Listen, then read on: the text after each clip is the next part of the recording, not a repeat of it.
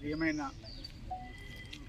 Comrades, విప్లవ సానుభూతిపరులారా, ఈ నెల 28వ తేదీన రెండు న్యూ డెమోక్రసీ పార్టీలు ఒకే పార్టీగా విలీనం కాబోతున్నాయి. ఈ విలీనం అనేది భారత విప్లవోద్యమానికి, ఈ ప్రాంతంలో ఒక పునాది కలిగినటువంటి ప్రాంతానికి ఒక ఆశాజనకంగా, ఒక తృప్తినిచ్చే విధంగా ఈ సభ అనేది, విలీన సభ అనేది జరుగుతుంది.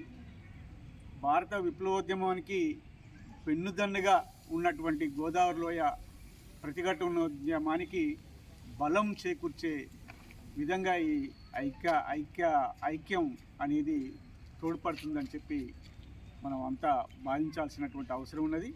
దీనికి విప్లవ శ్రేణులు, సానుభూతిపరులు వీళ్ళందరూ కూడా హర్షించేటువంటి సమయం ఆసన్నమైంది. దీన్ని చూసైనా ఇతర శక్తులు కూడా ఐక్యం కోసం పాటుపడాల్సినటువంటి అవసరం ఉన్నది.